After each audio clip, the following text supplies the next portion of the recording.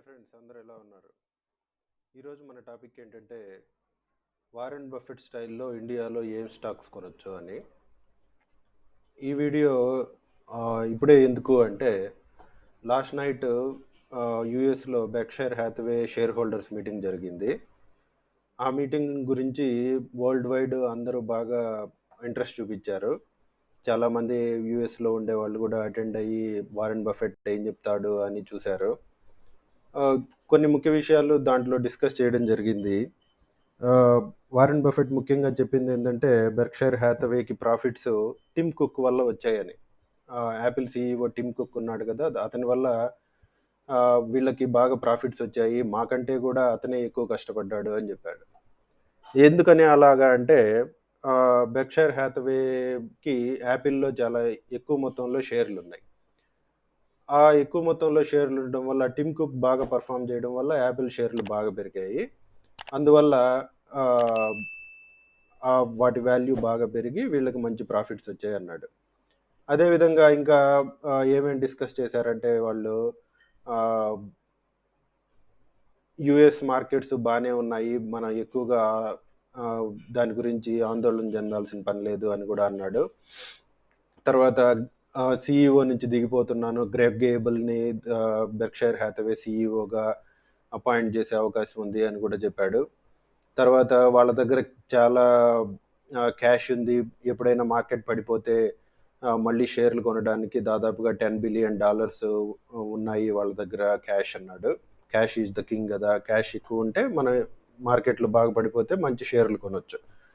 ఆ, అమెరికా గురించి పెద్దగా ఆందోళన చెందాల్సిన అవసరం లేదు, మిగతా దేశాల కంటే కూడా అమెరికా బాగానే ఉంది అని కూడా నిన్న మీటింగ్లో బఫెట్ చెప్పాడు. బఫెట్ స్ట్రాటజీ చాలామంది ఫాలో అవుతారు. బఫెట్ కానీ ఇండియాలో ఉంటే ఆయన స్ట్రాటజీని బట్టి మనం ఏ షేర్లు కొనొచ్చు అనేది మనం ఈ వీడియోలో చూద్దాం. మామూలుగా బఫెట్ స్ట్రాటజీ ఏంటంటే వాల్యూ ఇన్వెస్టింగ్ అంటారు. వాల్యూ ఇన్వెస్టింగ్ అనేది వారెన్ బఫెట్ యొక్క గురువు బెన్ గ్రాహం కనిపెట్టాడు. బెన్ గ్రాహం ఒక ప్రొఫెసరు. ఇతను వాల్యూ ఇన్వెస్టింగ్ అనే ఒక కాన్సెప్ట్ని ఇంట్రడ్యూస్ చేశాడు. ఆ వాల్యూ ఇన్వెస్టింగ్ అనే కాన్సెప్ట్ని బేస్ చేసుకొని బఫెట్ ఇన్ని సంవత్సరాలు షేర్లు కొనడం జరిగింది. వాటి వల్లే Buffett one of the richest person in the world అయ్యాడు. ఓకే, అసలు ఏంటి వాల్యూ ఇన్వెస్టింగ్ అంటే? వాల్యూ ఇన్వెస్టింగ్ అనేది ఒక స్టాక్ యొక్క ఫండమెంటల్స్ ఎలా ఉన్నాయి అనేది చూస్తుంది. ఆ స్టాక్ ఎలా పర్ఫామ్ చేస్తుంది, దాన్ని వాళ్ళు బ్యాంకుల నుంచి తీసుకున్న లోన్లు ఏ విధంగా వాడుతున్నారు, షేర్ హోల్డర్స్ ఇన్వెస్ట్మెంట్స్ని ఎలా వాడుతున్నారు, వీటినన్నిటిని కూడా చూస్తారనమాట. కంపెనీస్ విత్ ఎ మోట్ అంటే వాటికి మోట్ అంటారు. కంపెనీస్కి బ్రాండ్స్ బాగా ఉన్నా కానీ, లేకపోతే వాటికి మంచి పేటెంట్స్ ఉన్నా కానీ వాటి మోట్ బాగుంది అంటారు. అలా మోట్ బాగా ఉండే కంపెనీలు ఫ్యూచర్లో బాగా పర్ఫామ్ చేస్తాయి అని. కంపెనీస్ విత్ లో లీవరేజ్ అంటే బఫెట్ ఎలాంటి కంపెనీస్ని ప్రిఫర్ చేస్తాడు అంటే వాటి మీద అప్పుల భారం ఎక్కువగా లేని కంపెనీలని ప్రిఫర్ చేస్తాడు.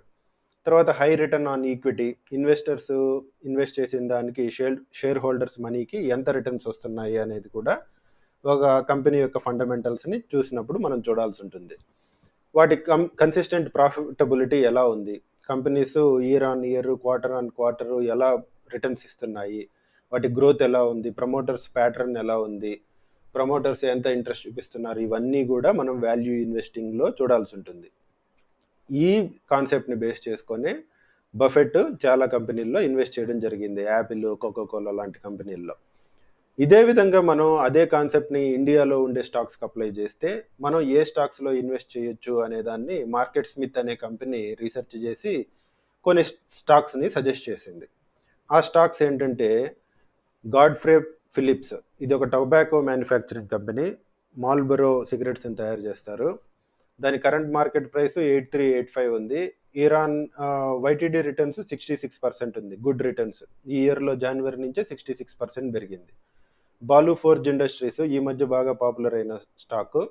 క్రాంక్ షాఫ్ట్స్ అంటే అన్ని కంపెనీలకి, పెద్ద పెద్ద మెషినరీకి, ఎర్త్ మూవర్స్కి, లైక్ ఉంటాయి కదా లారీలు, ఇలాంటి వాటికి అన్నిటికీ కూడా క్రాంక్ షాఫ్ట్స్ సప్లై చేస్తారు. వీళ్ళ ఆర్డర్స్ బాగానే ఉన్నాయి.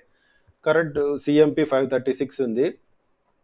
వైటీడీ రిటర్న్స్ అయితే మాత్రం -32% ఉన్నాయి.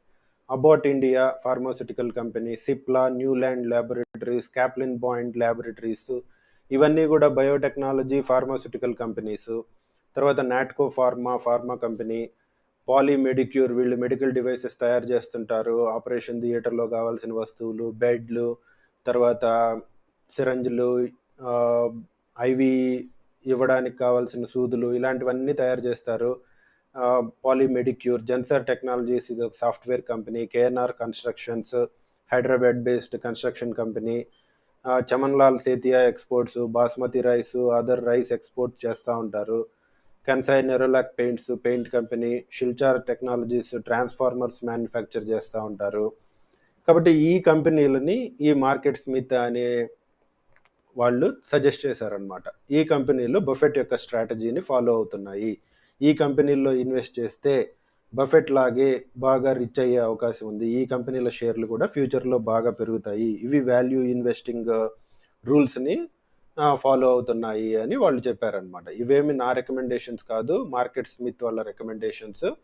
మీరు మీ రీసెర్చ్ని చేసి మీకు మంచిగా అనిపించినవి, మీ ఇంట్రెస్ట్ ఏ సెక్టార్స్ మీద ఉన్నాయి, ఆ సెక్టార్స్కి సంబంధించిన కంపెనీల మీద ఇన్వెస్ట్ చేసి, వాల్యూ ఇన్వెస్టింగ్ అంటే ఏంటి, దాన్ని మనం ఏ విధంగా అప్లై చేసుకోవాలి, ఎలాంటి స్క్రీనర్స్ తయారు చేసుకోవాలి, అవన్నీ కూడా మీరు రీసెర్చ్ చేసి వీటిల్లో ఇన్వెస్ట్ చేస్తే బెటర్ అనమాట. కాబట్టి మెయిన్గా వీటిల్లో ఇన్వెస్ట్ చేయడం అనేది ఒక 25%. ఒక మంచి కంపెనీలను సెలెక్ట్ చేసుకోవడం అనేది నా ఉద్దేశంలో 25% మాత్రమే.